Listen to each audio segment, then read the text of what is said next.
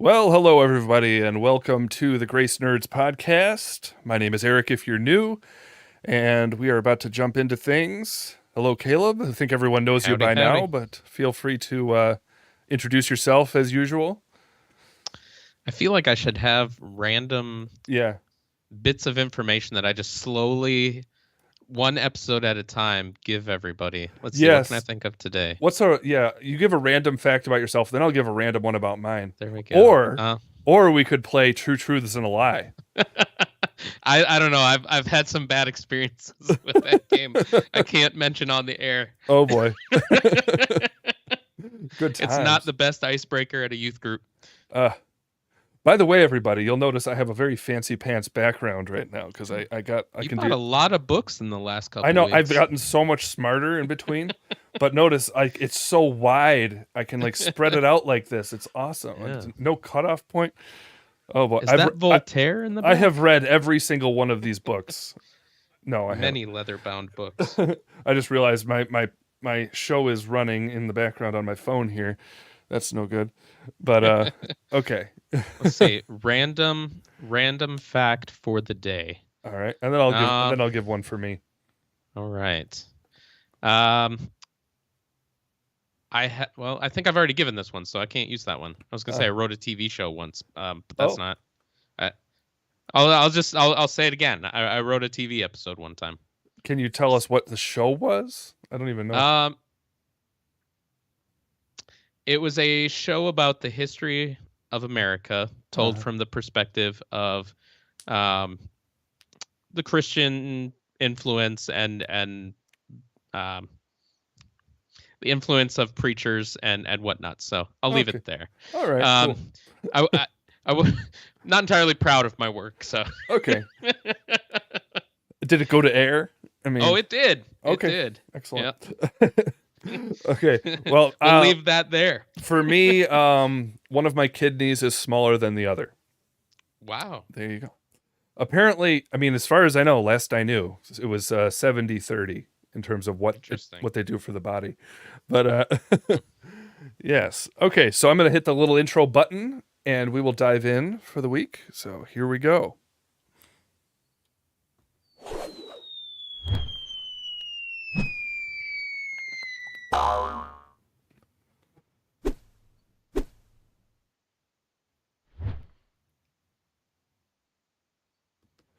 I feel like the pictures I made those cartoons from, at this point, I think I have more hair than that picture and you have less.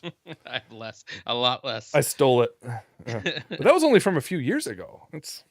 Yeah, COVID, I started shaving my head, so. That's what it is. Okay. Good. Yeah, I probably will cut well, no, I'm probably going to get a haircut tomorrow, so maybe I'll look different next week. All right.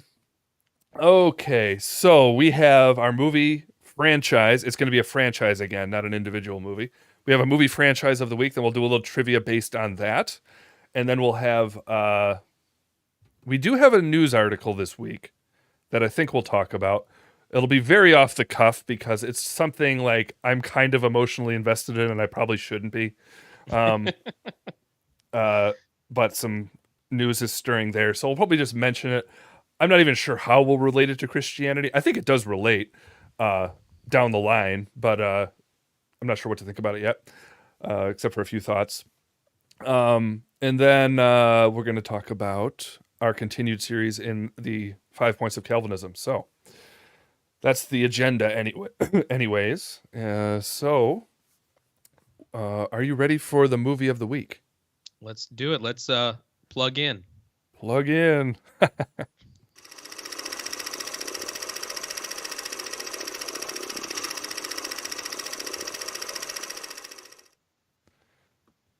All right, I'm plugged in, and I have there's a hole in the back of my head now. So, all right, what are we talking about this week? We are going back into the Matrix. Okay, now this is a movie / franchise that I have talked about on my channel before. I actually sent you. I think you had seen it before, but we were talking about when the Matrix 4 was in the works. I decided I would do a bit of a retrospective on the franchise, um, basically giving my take on the spiritual views of the movie, but more so the political views of the movie, because I think the movies are, personally, I think the movies are extremely political, way more than people realized back in '99. Um, Red pill or blue pill? Red pill, blue. It became that's extremely ironic. Okay, you want to hear a funny story? We're probably gonna eventually talk about this. This happened on Twitter, I guess.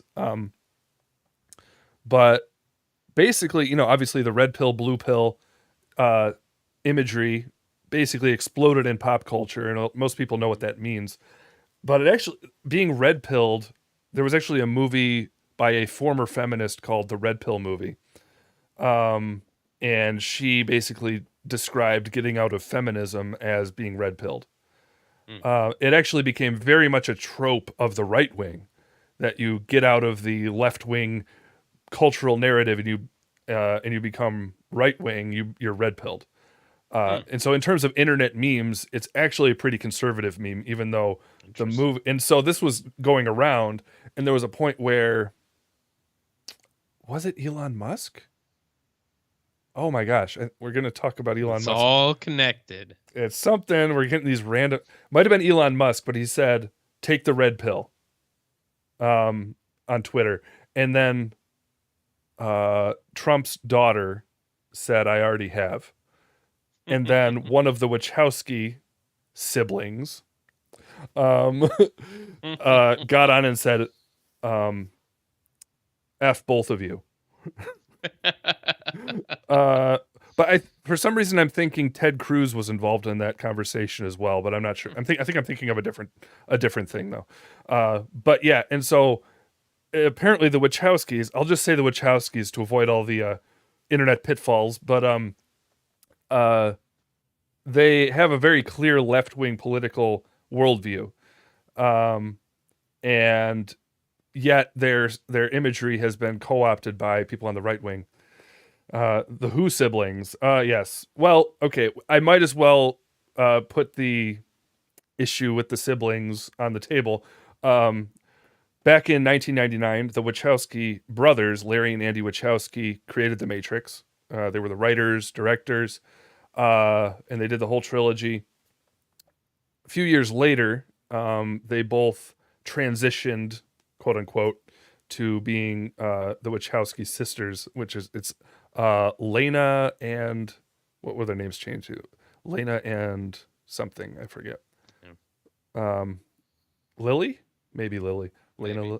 I don't know if it was they were two L's or whatever, but yeah, it's and so that gives you an idea of their worldview, I would say. Obviously, it's more than just a worldview.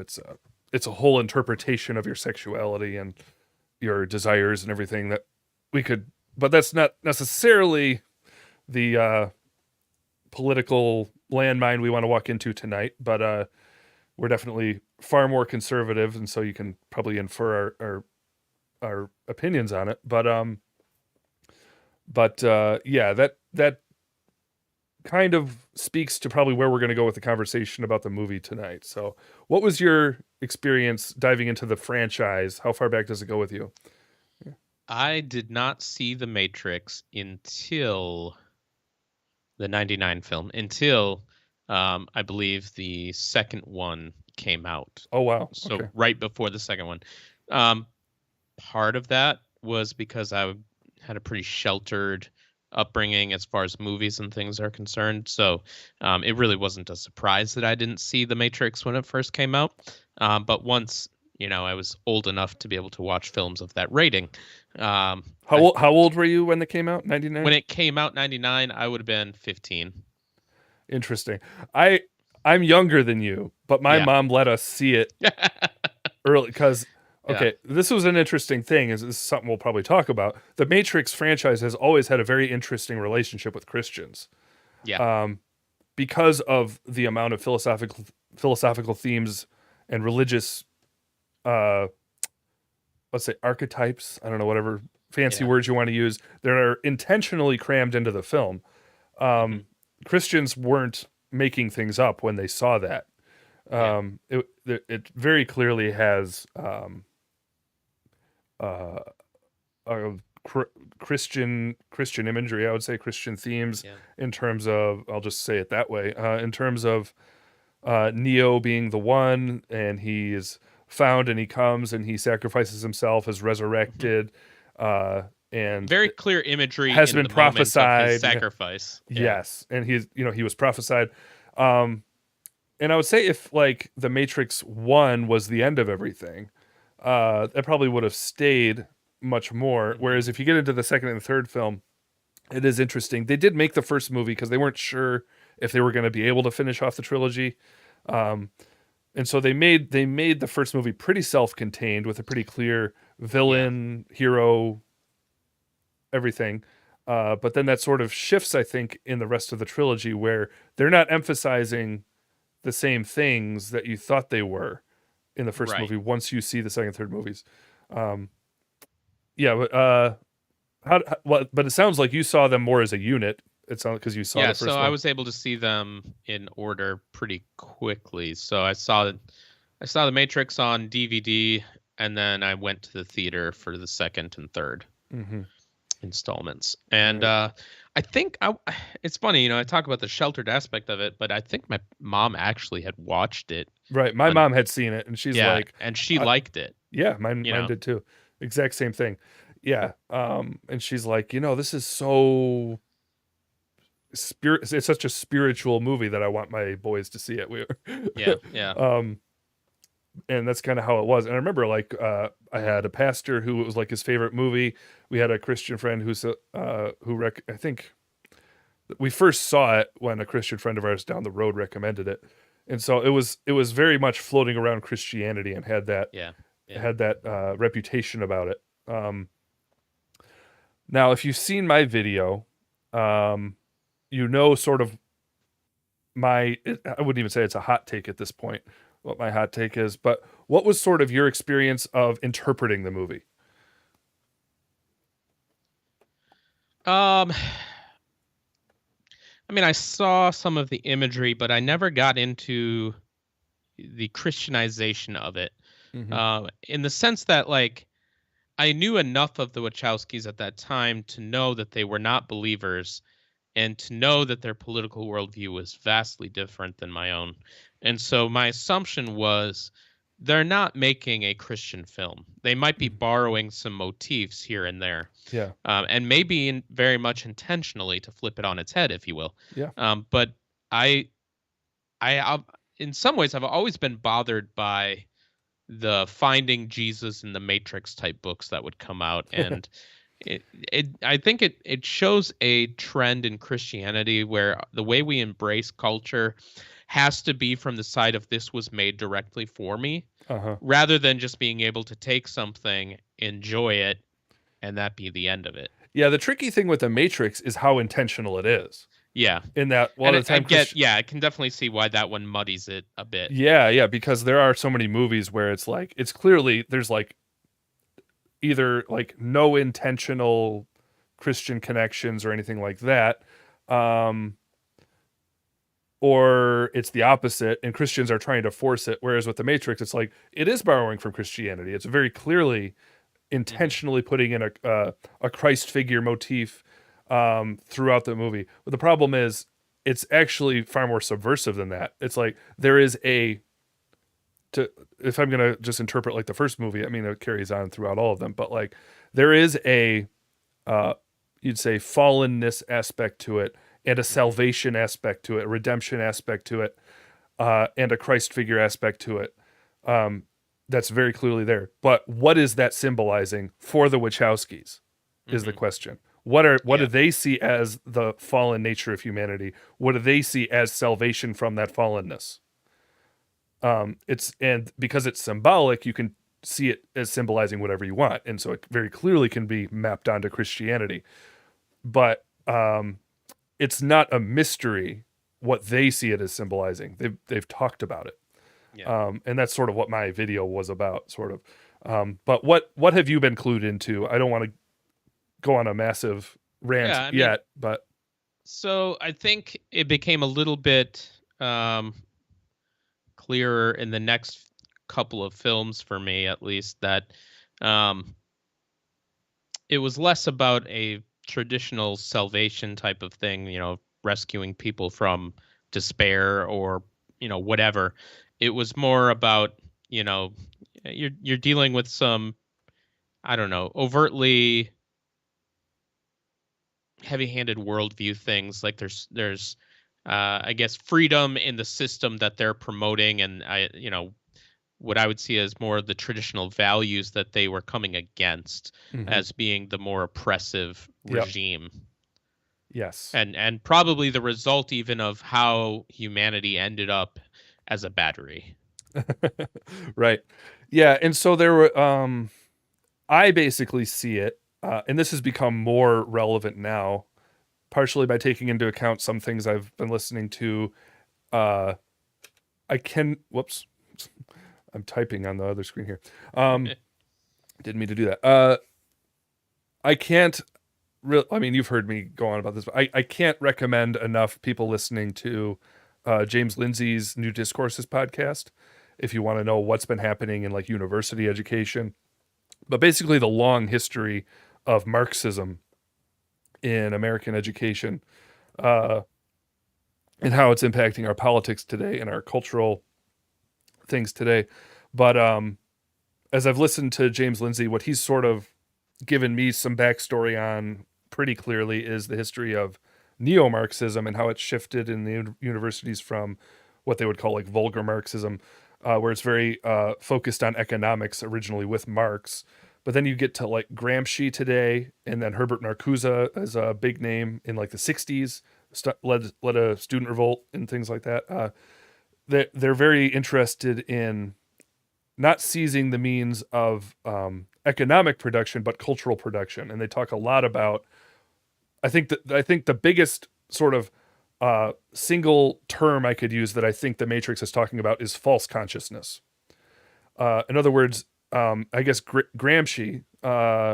This is very secondhand. I'd go back to Lindsay. He does a good job reading the original sources and talking about them.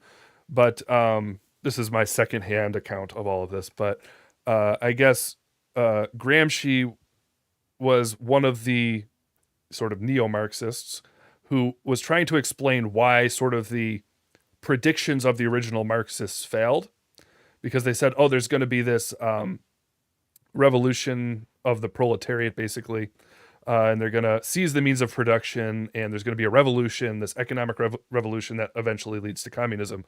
And Gramsci was explaining why that didn't happen. His explanation was people think they're happy in capitalism. People think they're happy, and it's because they're fooled by what's called the hegemony, this sort of cultural atmosphere that they're in. They have this system they're in, and they're being fooled into thinking they're happy, and so they need to be made critically conscious, basically. I don't know if critical consciousness was Gramsci's word, but that's eventually how it was described. But the idea is you need to break out of this system and realize you're not happy. You need to realize and be told that you're being oppressed. And when you break out of that and see all of these modes of oppression in culture, then you become critically conscious and you no longer have a false consciousness. I think that's what the Matrix is about. And so fallenness for the Wachowskis and for Marxists or neo-Marxists is you're oppressed and you're trapped in a system that you were born into that oppresses you, and you don't even realize how oppressed you are. And to take the red pill in their sense is to see that for what it is and to become active and conscious of it. So do you think in believing that, perhaps that is possibly one of the reasons they've gone as far as even having the gender issues that they have? Well, these are all, that's queer theory. And so, yes, critical queer theory is what you might call it, but all of these schools of thought that are connected to this, all of these schools of thought that are connected to this are often called critical theory. So you hear it in the news all the time now, critical race theory. But it's coming out now, like, that like Black Lives Matter, these organizations like that claim to speak for the oppressed, they actually have a certain amount of corruption and connection with them to these other movements. And so for some odd reason, you look at the Black Lives Matter website and they have all of this connection to queer theory movements and the LGBTQ, et cetera, movement, is because it's not just that they're wanting to be against racism, it's that they see sort of all of Western capitalistic society as, by definition, at its root, inescapably oppressive. And these critical theories are applying that to different things. In one sense, you have it with race. It's not just that they agree with us that racism is bad. They have a whole worldview connected to that. And then you take that over to queer theory, and queer theory ultimately is a war on anything that you would say is the normal. Really, it's like you as a straight white male think you have the market cornered on normalcy. We're gonna basically make war on all of that, and we're gonna apply it to sexuality as well. And so it's seen as a oppressor oppressed dynamic, but in just these different areas of study. We have it in race, and now we also have it in gender. We have it in feminism. A lot of this branched out of feminism in the 80s and connected, but these are all very academically connected. You see a lot of the names connecting with each other. And again, I can't say it all from memory, but James Lindsay's podcast goes so in depth in terms of the specific academic. He'll just take an academic paper from 80s, 90s and talk about it and just read it and translate it basically into layman's terms. But anyway, because like you mentioned, we so clearly see the overt political leanings of the creators, and it's not a stretch to say that this is what the Matrix is about. But I feel like a lot of what you just described became very prominent, especially in the fourth film. It's like the shades were pulled or something. I don't know what you want to call it. The covers were removed. It became very clear. I mean, they started talking about like the evil systems that were binary by nature, and it's like, oh, come on. Yep. Yeah, it becomes overt once you see it. Like I was surprised. Actually, I didn't think the fourth movie didn't go as far as I thought it would. Honestly, I was expecting a lot just because of what's happened between the original trilogy and now. I figured, they're just going to go whole hog. And in some ways they did. For me, it was more aesthetically, however you want to say it. It was more along those lines. Like you could see it in terms of the characters and the way things are. But a lot of it still was kind of just hidden under certain phrases if you know what they're saying. I guess I felt it was less hidden. I mean, maybe they didn't go as far as one would expect, but I was expecting like hidden. Yeah, I was expecting, honestly, it was going to be something like half the cast would be overtly identifying as all of these these sexual identities and things like that. But it wasn't quite that extreme. But it was there if you wanted to see it. You know, it was there. Overall, it just was not a good film. Yeah. Sometimes it's best to leave well enough alone with the trilogy ending. Not that I was a fan of the ending of the third film. Mm-hmm. Actually, when I saw it in the theater, movie ended, and I stood up. I was like, "Are you kidding me?" Yeah, like out loud. I felt some of that with. I mean, I tried to like it more. I mean, I didn't. I don't know. It was okay. I didn't hate it as much as some did. It was really just the last scene for me. Yeah. It was the last. Well, maybe not last scene. Last 5-10 minutes. Yeah. I was just like, really? Like that's where this ends. Well, yeah, and the thing is, it got a little bit too philosophically opaque, if that's the way you want to say it.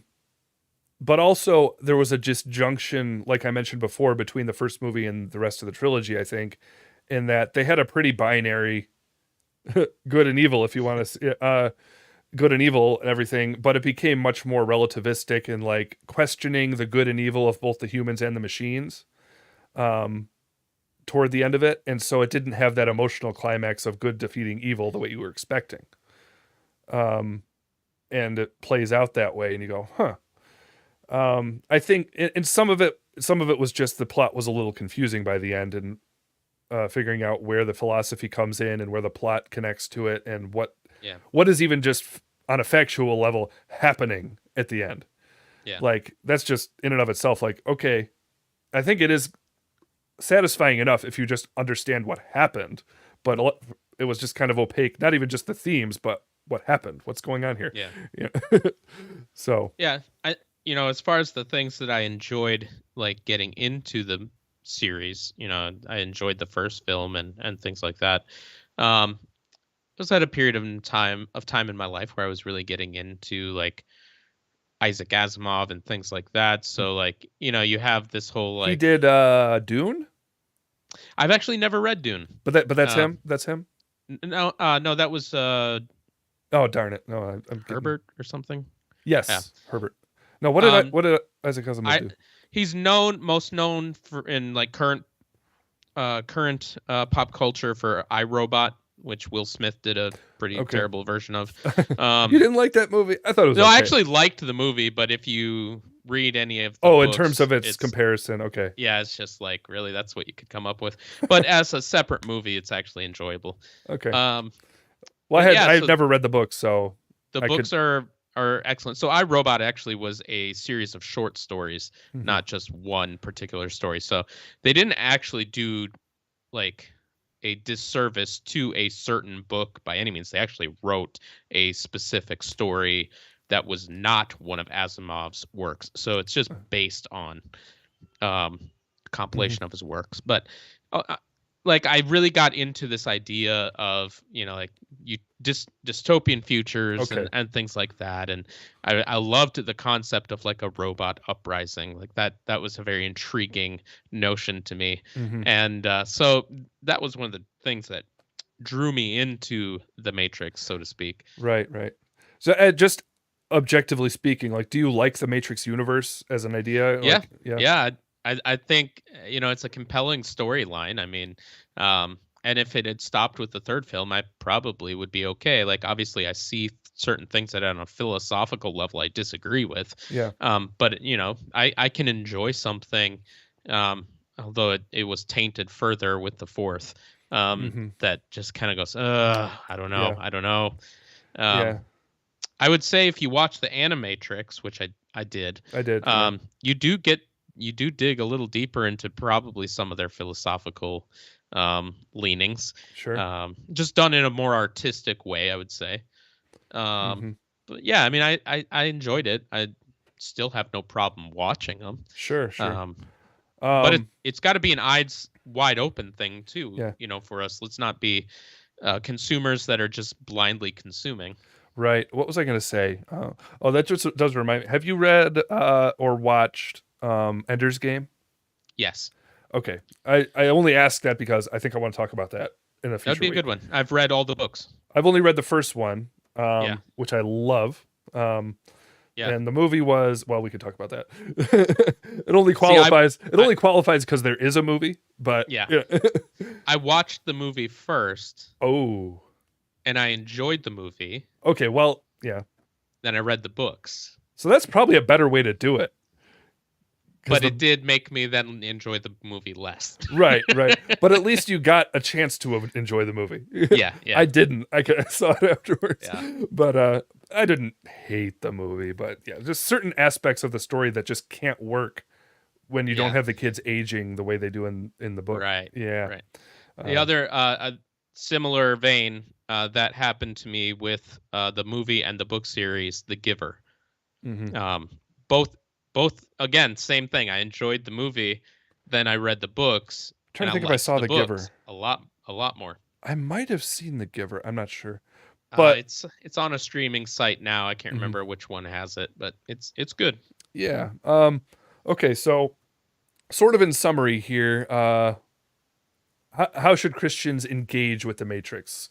What's sort of the summary Christian take on it? I mean, you said a little bit how you feel Yeah. about watching it, but So I think it's one of those things like let's stop trying to slap a Christian label on it. We can see the Christian imagery and see what it's worth because again, coming back to something we've said multiple times, the greatest story is the story of redemption. It's interwoven into human history by our Maker. It's a story that's been woven into kind of the collective knowledge of the world. No one is without excuse. So we are aware of this as the story. We may not know all the details, but it is woven in. And so every story of good versus evil pulls from that. However, we need to have our eyes open when we consume any type of entertainment that there might be a conflicting worldview. And that's probably my biggest reason for not enjoying or not appreciating the books and movies that come out following something like this, that is like slapping Jesus in the Matrix. And it's like, just enjoy the film for what it is and be aware of what it is. And quit trying to sell everybody on its evangelistic merits. Yeah, that's what I said. Like, what?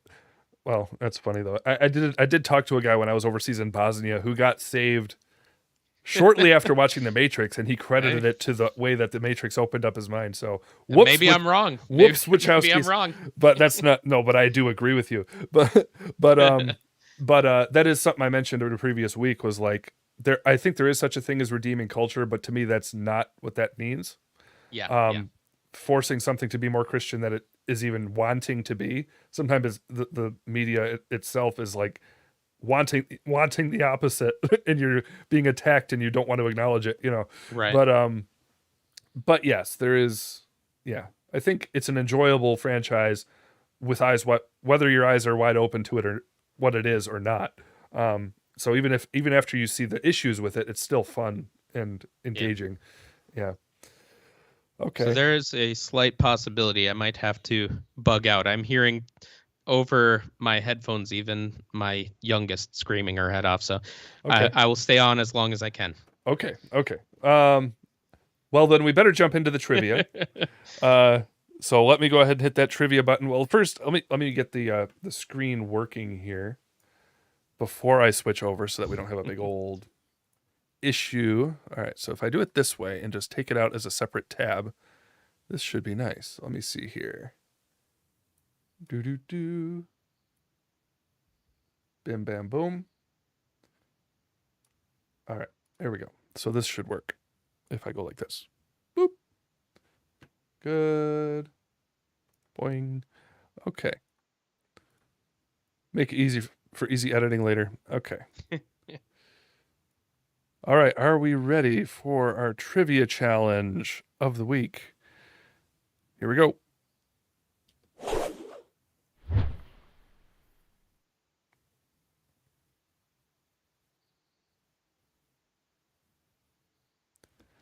Alrighty, for this week, we're matching up our topic with trivia with the movie franchise, and the one that caught my eye was Matrix quotes. And so this is, I think, only 10 questions, but I guess we have to credit the line to the right character. And I don't know if this is only the first movie or the whole franchise, but I think I'll nail this just fine. Regardless, I'm pretty well acquainted with it, but okay. Oh, come on now. Starting off easy. Softball. All right. Unfortunately, no one can be told what the Matrix is. You have to see it for yourself. All right. Oh, Caleb's interacting in the chat. That's cool. I'm gonna go out on a limb on this one. Yeah. Could it be? Could I be right? I don't know. I think you might be right. Oh, you were going to say tank, weren't you? I was gonna say tank, but now that I'm thinking about it, I think you might be right. Oh, okay. I know Kung Fu. Cypher. No. Neo. Should have picked a harder one. The answer is out there. Kung Fu. See, this is like, I will say, The Matrix has basically reached Star Wars level status. Like, you can't unsee these words coming out of a certain face. It's just okay. It will find you if you want it to. Trinity. I'm waiting for a challenge here. See, this is all first movie, so that makes it even easier. I feel like I could almost get confused by if you moved further forward in the trilogy. But what are you waiting for? You're faster than this. Don't think you are. No, you are. Oh, that's a Morpheus one. That's a Morpheus, yes. So what do you need? Ooh, that's a little more obscure, but I think I know it. See if you can get it. Guess Agent Smith. Nope. No? No. So what do you need? Is that What do you think? That's Tank. Is it? Yeah, he's like giving them supplies when he's sending them back into the Matrix to get Morpheus. Oh, okay. He goes, "What do you need?" Guns, lots of guns. But the first thing he says is, "What do you need besides a miracle?" Okay. Yeah. Okay. Cool. All right. Finally hit a snag. Okay. It means buckle your seatbelt, Dorothy, because Kansas is going bye-bye. That's Cypher. Yes, of course. What are you trying to tell me? I can dodge bullets? When the time comes, you won't have to. Mouse. No. All right. Maybe they couldn't figure out what to make chicken taste like, which is why chicken tastes like everything. Do you remember? I'm guessing Smith. I'm guessing that's Smith. Nope. No? That's Mouse. Is it? Yeah, remember he's talking over the oatmeal slop, whatever he gives it to him? Okay. I was thinking it was the interaction between Agent Smith and Cypher when they're at the restaurant. Yeah. No, yeah, he says like this. Oh, you're thinking about the steak scene. Yeah, I can see where that comes from then. Okay. But well, they have the breakfast scene. Okay. But it's like right next to that scene because they're like contrasting the paradise of the Matrix for Cypher versus the slop they have to eat on the ship. And then Mouse starts thinking about, maybe it tasted like tasty wheat. All that we're asking in return is your cooperation in bringing a known terrorist to justice.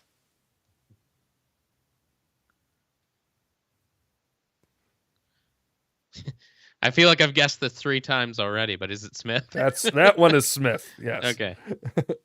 Neo, no one has ever done anything like this. Oh. Okay. Yeah, I know who that is. All right. You got it? Nope. No. It's right after the "What do you need besides a miracle" line. They're picking up the guns, and Trinity says to Neo, "No one's ever done anything like this," and he says, "That's why it's going to work." Who is Mr. Reagan? I keep seeing that Mr. pop Reagan. up. Oh, that is Cypher. Oh, that's what he becomes. That's what he wants to be known as. The steak scene you were talking about. Yeah. It opens up. You see him cutting the steak, and you hear, so where we agreed, or basically, so we have an agreement, Mr. Reagan. Okay. It's kind of like his Mr. Anderson. It's like like Agent Smith always calls people by their Matrix name. Okay. Yeah. Yes. Alrighty. Oh, why did I click Trinity though? Mr. Reagan. Okay, I almost messed up. Wait. Are you sure? Oh, I see. You said it was in the gun scene. Oh yeah. Oh, you asked who Mr. Reagan was. Yeah, that's right. Yeah. Duh. Okay, I think we got this. Morpheus, Neo, Trinity, Morpheus, Tank, Cypher, Neo, Mouse, Agent Smith, and Trinity.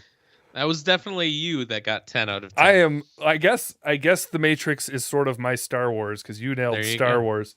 But okay, so we'll get rid of that. Okay, so up next, I guess we could touch on the news just for a moment. Are you ready? Yeah. How's how's things holding up over there? You hear any cries of? It's gotten quiet.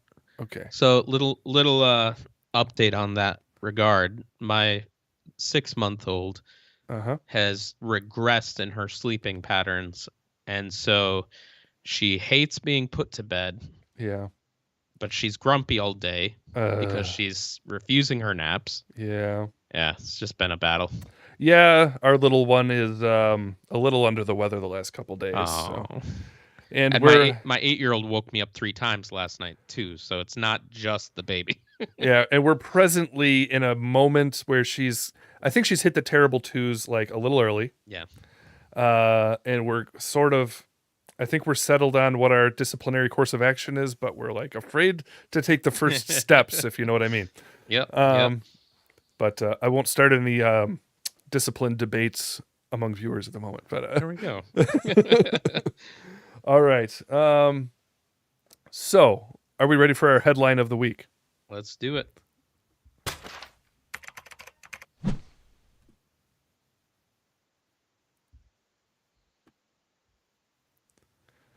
Alrighty, so we're going to be covering this story. Now, it's not exclusive to the Daily Wire, but we're going to read the article from them covering it. So let's jump over here and make sure this is working. There we go. All right, so plot twist. Now, this is sort of an article in the middle of the story. This is sort of an update on a story that was already broken.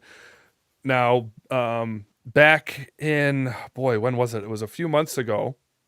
Elon Musk said he was going to buy Twitter. And they basically set it up, and they were basically saying it was probably going to be finished by October. But then he started talking about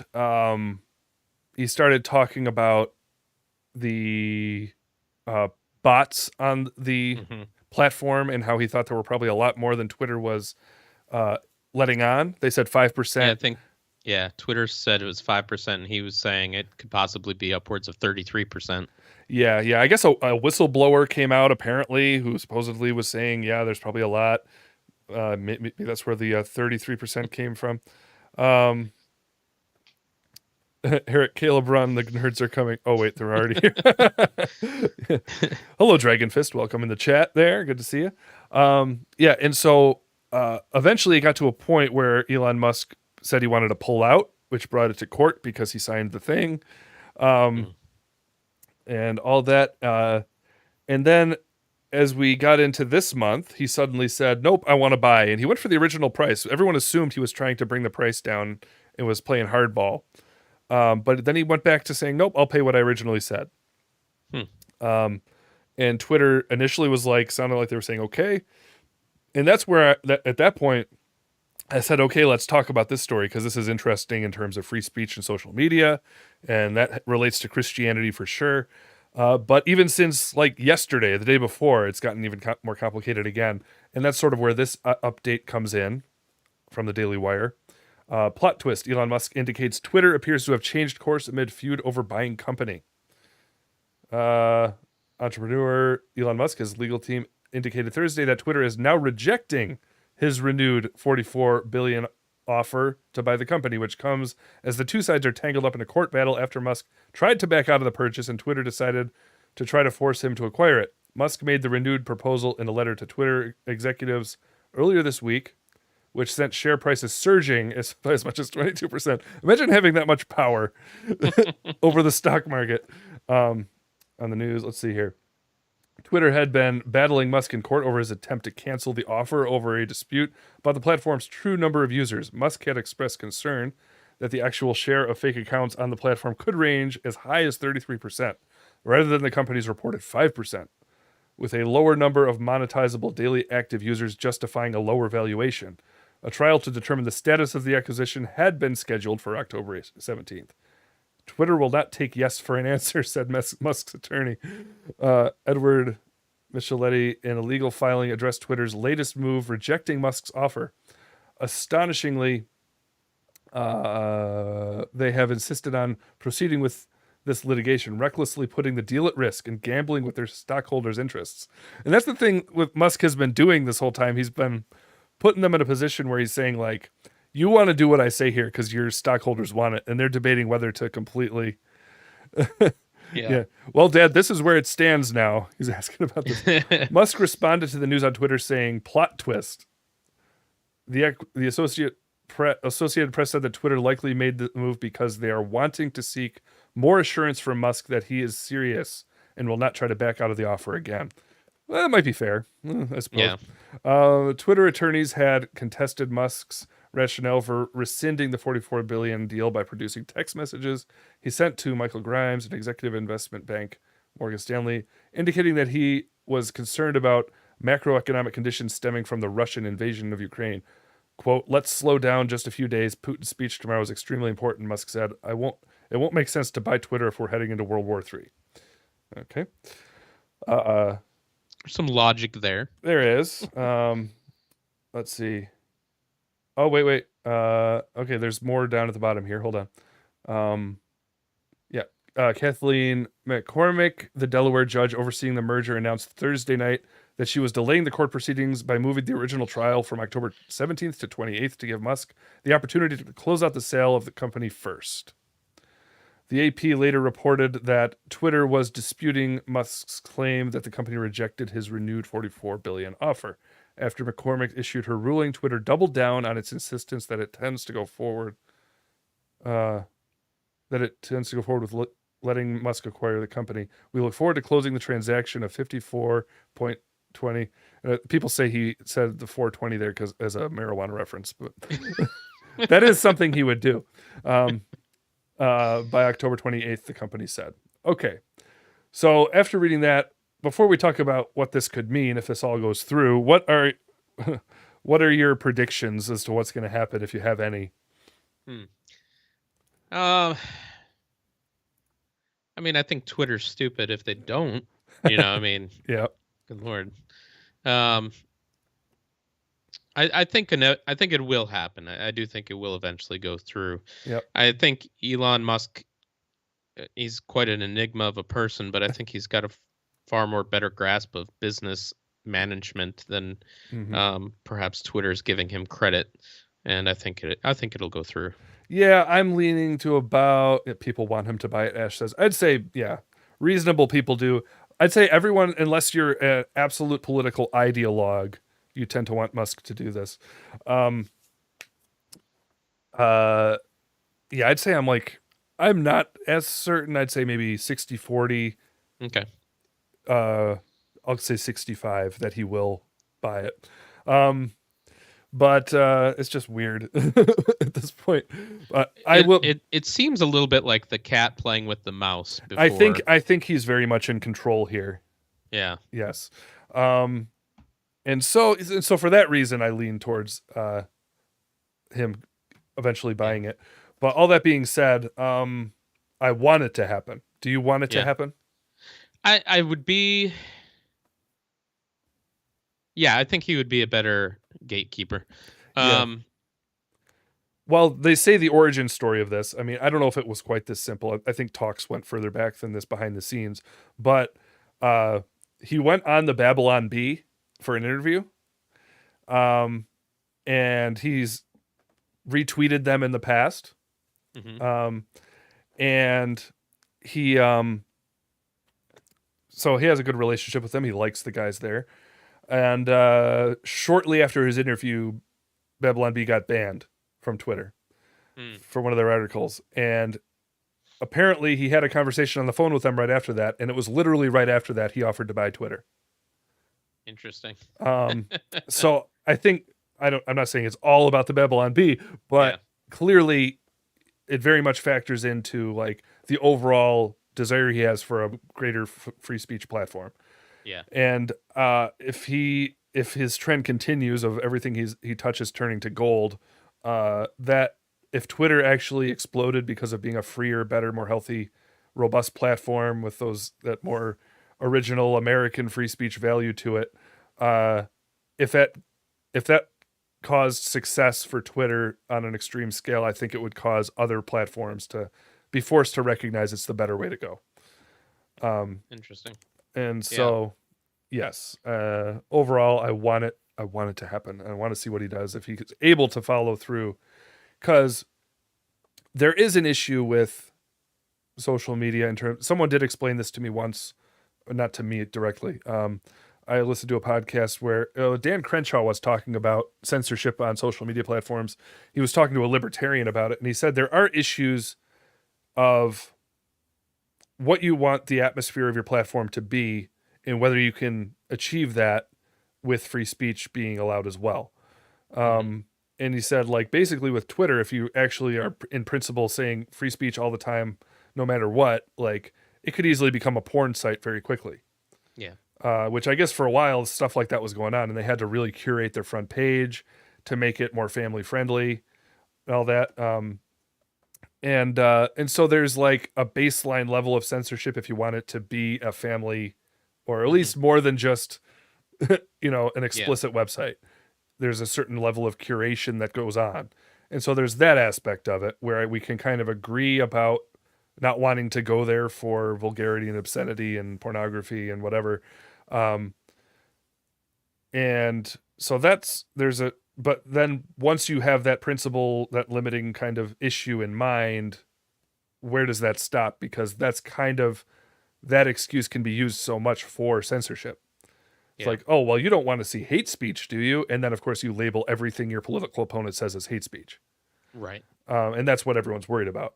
And so sorting that out, like, yeah, that's, I'm not sure, Yeah. but I'm hoping Musk goes into it and has a plan for that. He has moderated things a little bit where he says he said he wants it to be more free, but then he does say like he wants the 80% of people in the middle to be happy, but there's going to be fringe people on both sides who are upset. So he Sure. knows there's going to be curation. Yeah.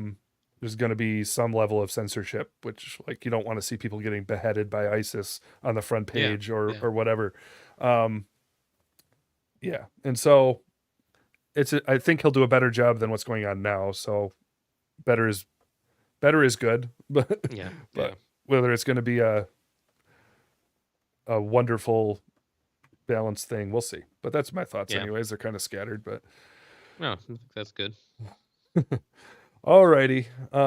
Unban the bee, Elon. Yes, that's right, Ash. That's how I feel about it. All right, so we're already at 50 minutes.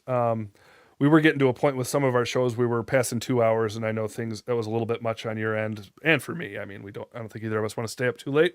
So we got to jump into our theology at some point here, and we'll not spend super long time on it, but we want to continue our talk concerning Calvinistic theology. Are you ready? I am. All right, here we go.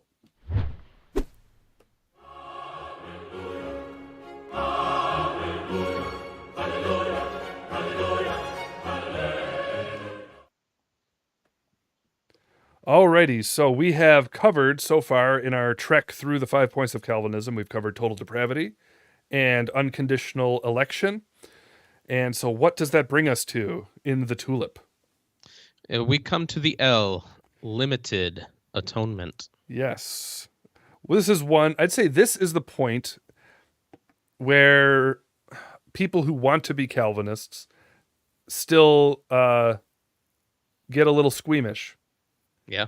And this is where they tend to sort of modify their view of Calvinism. I'm comfortable saying I embrace this point, I would say. Oh, Ash is a week ahead. Yes, irresistible grace will be next week. That's right. But there is some other vocabulary you can use for this. Do you remember what Sproul's was? I think I do. Particular atonement or definite atonement? Yeah, definite or particular redemption is one thing people say. Maybe that's his. I don't know. But yeah, definite. I think he goes with definite atonement. Okay. Let's see. Yeah. Yeah, I think so. All right. So that's a variety of ways of saying it. What does this mean in relationship to the rest of the points? How do we define this? Well, since we just mentioned him, Sproul defines it as the doctrine that teaches that God the Father designed the work of redemption specifically with a view to providing salvation for the elect. Might want to back up just a little. For a second there. Little glitch. Yep, go ahead. Okay. So the doctrine teaches that God the Father designed the work of redemption specifically with a view to providing salvation for the elect, and that Christ died for his sheep and laid down his life for those the Father had given to him. Mm-hmm. Okay. And so this shouldn't be a shocking doctrine if you listen to last week's episode when we talked about the doctrine of unconditional election. It's very clear in Scripture, God very much talks about exercising his sovereignty over the process of salvation, let's say, from election to predestination, and then the sovereign nature of his call and regenerating our hearts and giving us faith, and then justifying us on the basis of that faith. But when he justifies us, he's applying the work of Christ. And so it would make sense that if he's sovereign over this whole process, then the atonement would be designed to fit into that, and that it's designed for those people he's working in. But there are objections to this, and some have said that this point is merely a logical deduction from the other points, and the Bible doesn't speak to this specific doctrine. Some have gone so far as to say Calvin himself did not believe in this doctrine, which what I would say is, like, I said this, I think, in a previous episode, but the vocabulary of the 5 points of Calvinism did come about after Calvin because it was it was a response to objections to Calvinism. And so this vocabulary comes after Calvin. But the question is, would his theology have been consistent with this? And if he had heard this, would he have agreed with it? I think he would have. And so, well, let's ask him. We've got him on the line. Hey, Calvin, dial him up. I think he would have, but still, we can't. That's not the main point of the debate. This system of theology is named after him, and so it's relevant in that regard. But the ultimate issue here is, what does Scripture say? And Yeah. so we should talk about, I think, passages that speak with more limited vocabulary. I think there are some. Mhm. But that does raise the question of what do we do with texts that seem to talk about Christ dying for the world and dying for all. And so we should tackle it on both sides of that. And then we can talk about the fact that, yes, this also, I do think this is also, it is true that this logically fits with the rest of Calvinism. I don't think it's true only because of that, Yeah. as some would accuse the system of, some would accuse it of being the case. But so what do we have pulled up? I know you pulled some things up in terms of passages. Yeah. So with the little show prep we were doing beforehand, we were talking um, kind of some passages in John, Mm-hmm. a passage in Ephesians, which it's a little bit more implicit. And I know we talked about wanting to have more direct reference. So I'll start with John. Mm-hmm. John 6:37, all that the Father gives me will come to me, and whoever comes to me, I will never cast out. So from that passage, I think we can see the aspect of it that in limited atonement, there is a group of people that the Father has chosen from beforehand to give to the Son. So it's a specific people group. Mm-hmm. And then in John 10, we have Jesus talking about the sheep. In 10:11, he says, "I'm the good shepherd. The good shepherd lays down his life for the sheep." Um, and then jumping down a couple verses in verse 14, "I am the good shepherd. I know my own, and my own know me. Just as the Father knows me, I know the Father, and lay down my life for the sheep. And I have other sheep that are not of this fold. I must bring them also, and they will listen to my voice. So there will be one flock, one shepherd. For this reason the Father loves me, because I lay down my life that I may take it up again." And I know, like, in that there is some interconnectivity between what we talked about last week, but I think what stands out the most here is that he's saying that he'll lay down his life for the sheep. Elsewhere, I believe he talks about the sheep and the goats. Mm-hmm. It doesn't say here that he would lay down his life for the goats that might become sheep. Mm-hmm.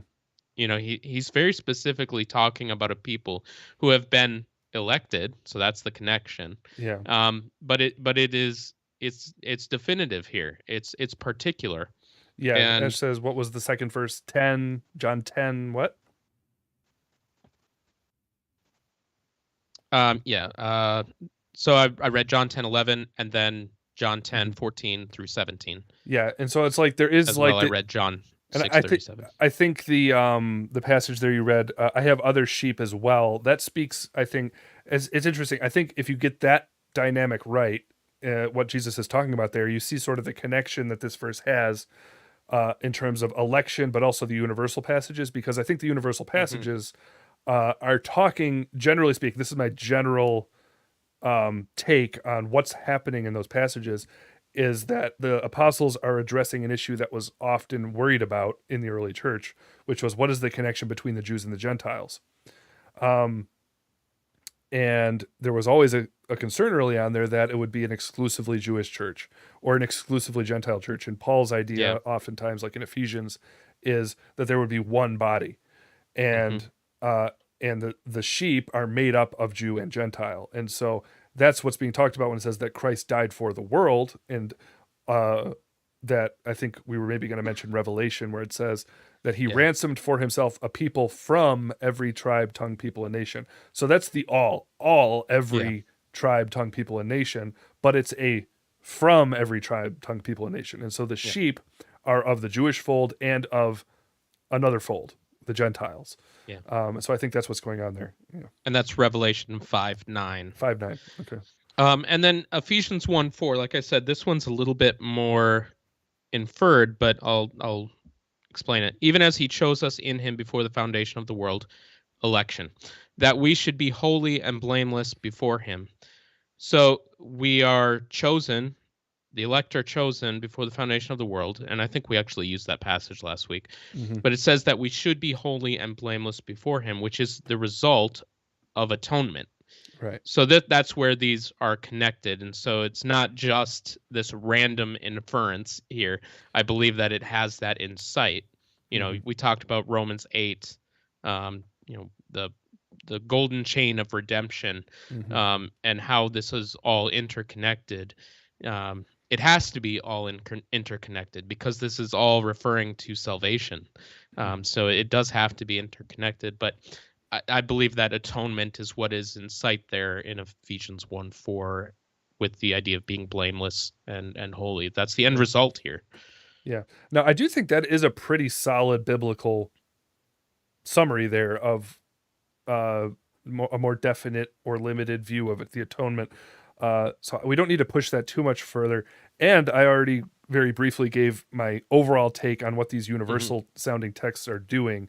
And so I suppose we could jump right over to, like, yes, this is, I'd say, logically consistent. What are some of the logical issues with denying this doctrine? Because I think there are some that many who would be quote unquote Arminian, or at least people who would object to this, that I think there are some logical issues with rejecting this. Do you remember what some of those are? We mentioned some of them beforehand.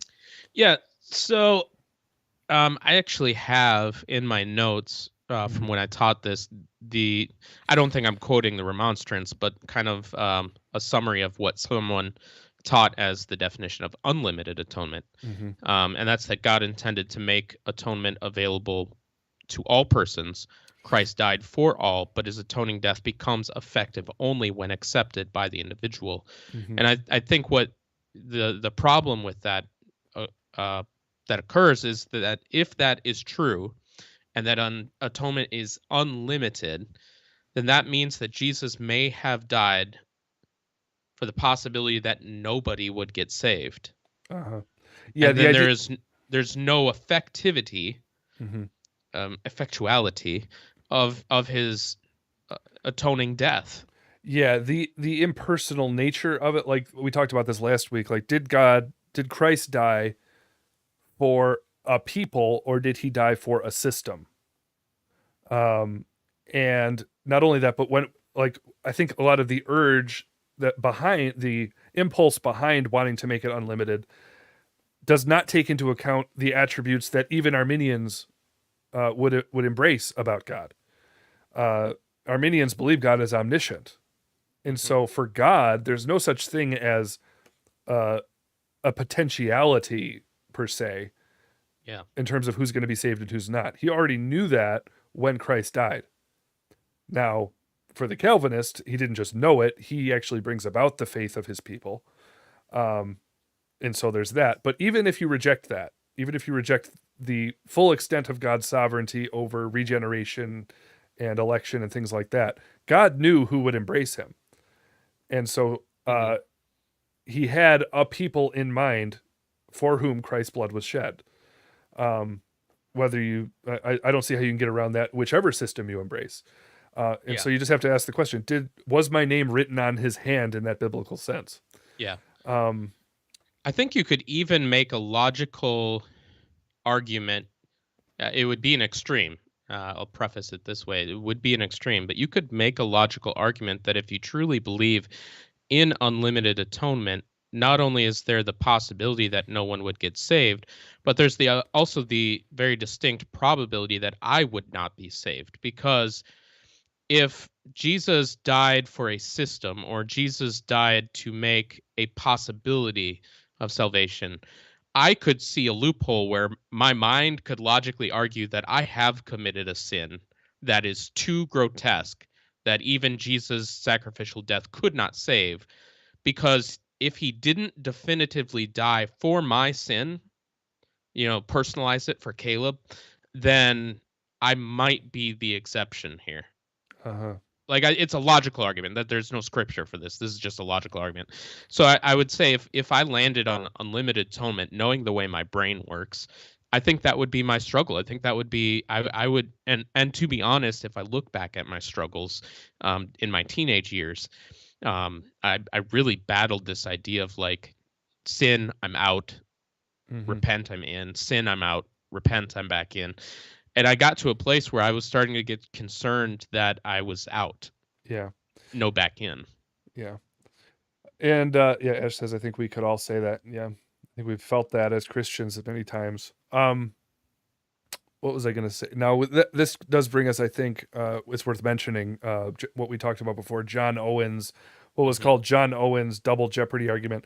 Now, a lot of Calvinists see this as sort of the, uh, what would you say, the ace in the hole argument, the ultimate argument for this. But for me, and it is Right. a strong logical argument, and I think it's worth mentioning, but it's not a biblical argument, so I don't like to say it first, which is why I wanted to do scripture first.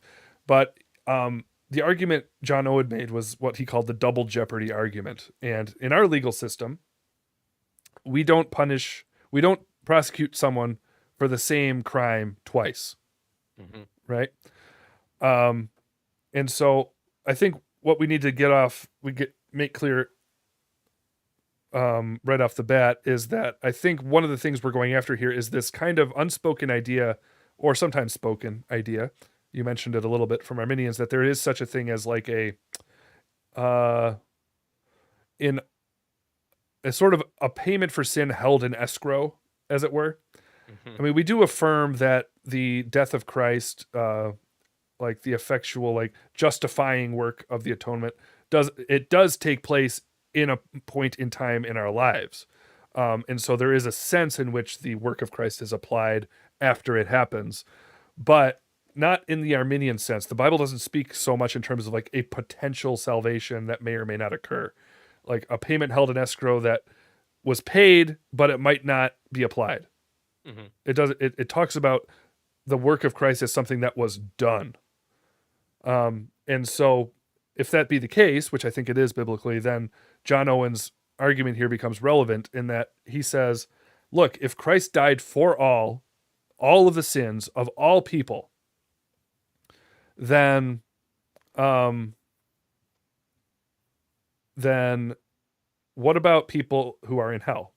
Basically, he punished the sin of the person on Christ, but then they don't believe, and so then the punishment falls on them as well. Now, some Arminians have responded to this and they actually have gone so far as to say, well, we don't go to hell for our sins, we go to hell for our unbelief because our sins were paid.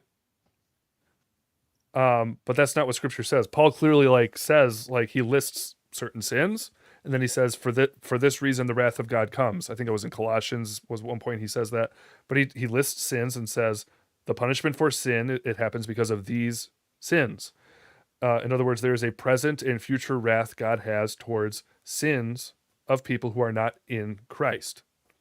Um, and so that means that all that must mean that the sin of the unbeliever is not paid for in the cross. Um, and so because God does not, and God does not punish the same sin twice. Right. Um, Okay, so Dragonfist says, "How do you think God will judge Christians? I have always imagined Jesus saying, 'Yes, X person sinned and did Y, but she believed in me during the time I gave them, and because of that, they're forgiven.'" I mean, I think basically that is what it is. In that Christ paid for our sins, past, present, and future, and so Yeah. we A have a verse that righteous. popped into my head Yeah. for that is that Jesus should know it.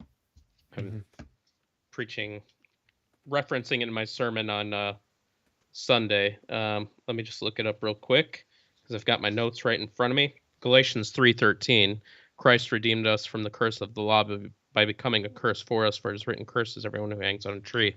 So the reason I brought that one up is, as far as there being a judgment remaining, Jesus became cursed for us, so he took upon himself the curse of the law. And so as far as there being a judgment that remains, I don't think he's going to pull out sins and whatnot because all of that fell on him. So if that were the wording to be used, I think what Jesus would say is, yeah, he like you say, Dragonfist, he did what you said, but I took that. Mm-hmm. I took the punishment for that one. Yeah. He's mine. Yeah. So. And Yeah. Ash references something here. Paul writes about that in one of his letters. I know in Hebrews it talks about that Jesus died once for all. Mm-hmm. Um, Yep. that might be the passage that she's thinking of. I think it's Hebrews 10. Yeah, I think once for all time. That's actually an interesting little tidbit there for those who actually use Hebrews to argue against Calvinism. In the English, you can almost do it, but in the Greek, it's very clear that I think it's what's called a temporal adverb when it says he died once for all. It says, people take that and say, oh, he died once for all people. Actually, it's a temporal adverb, which means he died once for all time, referencing the fact that it overcame the repetitive nature of the sacrificial system before. In other words, once and for all time. Ash says something. Oh, okay. Wait, Caleb, you're a pastor. Oh, Dragon Fist. Sort of, yeah. Basically. Sometimes. we don't use the term as much in our church. We generally talk about the plurality of elders, and he's sort of a lead teaching elder, I would say. Tends to structure our weekly teaching and does most of the preaching. So yeah, I'd say you'd say he's the pastor if you came to our church. So the way that I refer to the terms is like, as far as like referring to the office itself, it's the office is elder. I sometimes refer to the work as pastoring because it's shepherding. It's that type of work. But like Eric said, we have a plurality. We have actually 5 ordained elders. I do the majority of the teaching. But share the work amongst some good guys, and All right. So any sort of winding down, closing words, summarizing the doctrine of what is the pastoral benefit of believing in definite atonement, limited atonement? It sounds like a harsh doctrine for many people, but why is it important? It gives confidence. It gives hope and confidence, which is important for salvation because it is a work of faith. And I've used this analogy before when expressing it in like a real world, like this is not necessarily a scriptural argument. This is just a real world application. So if my daughter asks me for a toy, which is something that happens a lot, actually, and she says, Daddy, we were at Target today. So she says, Daddy, can you buy me this? And let's say I turn to her and I say, yeah, there's a possibility. If you just listen to me for the rest of the day, yeah, maybe. That doesn't inspire a lot of confidence. It actually kind of leaves you wondering, well, I guess there's the possibility, but it's not a good look at getting this toy. But if I say to her, even before she asks, let's say we're sitting at home. And I say to her, hey, Olive, throw your shoes on. We're going to the store. I want to buy you a Hatchimal. Hatchimal is a little toy, for those of you who are wondering. It comes in a little egg. She loves them. I'm going to go buy you a Hatchimal, so throw your shoes on. Let's go. Like, she's going to feel confident and hopeful because that was very specific and I initiated. Mm-hmm. And so I think that's kind of the application of what we see in these doctrines, and specifically with limited atonement, like, or perhaps better in this instance to say definite atonement. There's real world confidence that comes in as a believer, and I have to say this is one doctrine in the 5 that make up Tulip that has actually given me real world confidence, because this is a settled thing from all eternity past. Eric, you said a moment ago, my name was graven on his hand, I think, as the song says. I think it's in the Bible. Yeah, it's pulling from scripture. But the actual phrase, it also appears in a really good song. Shane do an excellent version of it. My name is graven. Okay. It's before the throne of God. Yes. And yeah, so like that gives you real world confidence because this isn't just a hope. And actually, I'm using hope in the wrong sense. It's not a wishful thinking. It actually is a hope because hope is definitive. Biblically, sometimes we use the word hope wrong. Yeah, I think we misunderstand that in Scripture, and that hope is, for us, we say, I have hopes and dreams. I've heard preachers who are so careless, and they say, God has hopes and dreams for you. And I'm like, God does not have hopes. God has plans. A hope, in our modern sense, hope is, by definition, it's indefinite. Yeah, it's wishful thinking to us. In the biblical sense, I think what is translated as hope is often kind of a hand-in-hand word for faith. Yeah. It's believing something without having to see the tangible, like real substance of it in front of you. Mm-hmm. Yeah, but it's more to do with confidence, is I think the Yeah. But it's So I have confidence because of this doctrine. yeah. It's knowing that Christ died for me and not in a potential sense. Mm-hmm. And that I didn't bring it about, therefore I can't cancel it out. I think it can be a powerful thing once it's personalized. Like the point Mm-hmm. of this doctrine is to be personalized. And again, as we talked about last week, I think oftentimes again it's